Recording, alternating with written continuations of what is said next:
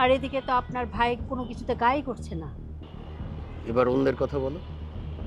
ছোট ভাইয়ের মেয়েটা এখানে থেকে লেখাপড়া করছে, আমার তাতে কোনো আপত্তি নেই। কিন্তু এখন তার ভার্সিটির ছেলে মেয়েরা বাড়ির সামনে ঘুরঘুর করছে, আশেপাশের লোকজন দেখছে, কি লজ্জার বিষয়।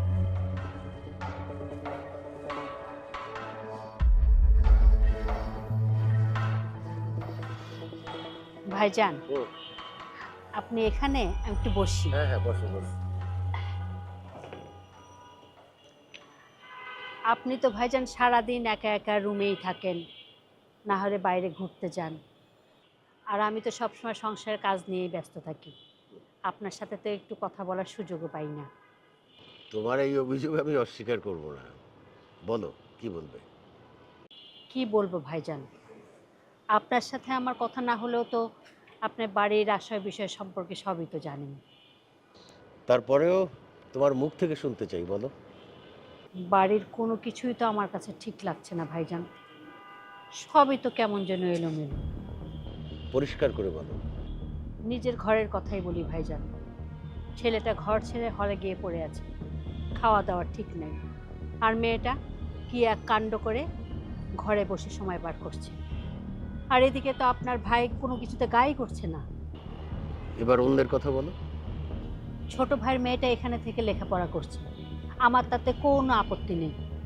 কিন্তু এখন তার ভার্সিটির ছেলে মেয়েরা বাড়ির সামনে ঘুরঘুর করছে, আশেপাশের লোকজন দেখছে, কি লজ্জার বিষয়। আর সব কথা তো আর আপনাকে বলা যায় না। তারপরেও তুমি বলো। কবিরও তেমন কোনো কাজকর্ম করে না, বাড়ির থেকেও তো তেমন কোনো টাকা পয়সা দিচ্ছে না।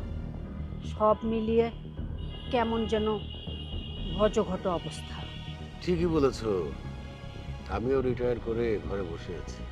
আপনার কথা আলাদা ভাই, আপনি এই সংসারের জন্য অনেক করেছেন, মাথার উপরে মাথা গোঁজার ঠাঁইটাও আপনি করেছেন। আর সবার কথা দেখেন, কেউ তো কোনো কাজেই নাই, যে যার মতো নানান রকম ঝামেলা বাঁধাচ্ছে। আর আমি এই সংসারের জন্য খেটে খেটে মরছি, আমার খাটনির কথা না বাদই দিলাম, আমি না হয় বিনা পয়সায় খেটেই যাচ্ছি, কিন্তু অন্যান্য খরচ সেটা তো নগদ পয়সা লাগে, বাসা ভাড়ার টাকাটা লাগে না। তাতে কি হয়েছে, ইলেকট্রিক বিল, গ্যাস বিল, পানির বিল সবই তো নগদ টাকায় করতে হয়।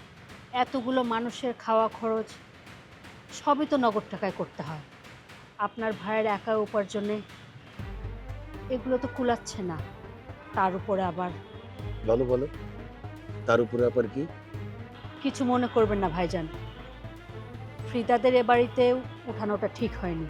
তাহলে ওরা কোথায় থাকবে? সেই সিদ্ধান্ত তো আর ভাইজান আমি দিতে পারবো না। শুনেছি ফ্রিদার একটা সৎ ভাই আছে, ও তো সেখানেই গিয়ে থাকতে পারে। আর ওর দাদি তো সিদ্ধান্ত নিছিলই, সে বৃদ্ধাশ্রমে গিয়ে থাকবে। আপনার ভাই না ওদেরকে এ বাড়িতে রেখে দিল। তুমি এতক্ষণ যা বললে সবই ঠিক বলেছ, বুঝতে পারছি সংসারের অনেক চাপ তোমার উপরে আছে। দেখি, আমি চেষ্টা করছি তোমাকে আর্থিকভাবে কোনো সহায়তা আমি করতে পারি কিনা। আপনার চেষ্টা নিয়ে আমার কোনো প্রশ্ন নাই ভাইজান, আপনি আমাকে ভুল বুঝবেন না। না না, আমি তোমাকে ভুল বুঝছি না। সংসারের জায়গা থেকে তোমার সবই ঠিক আছে। আমি দেখি চেষ্টা করে কিছু করা যায় কিনা। রফিকের সাথে আমি এই বিষয়ে পরে কথা বলে নেব।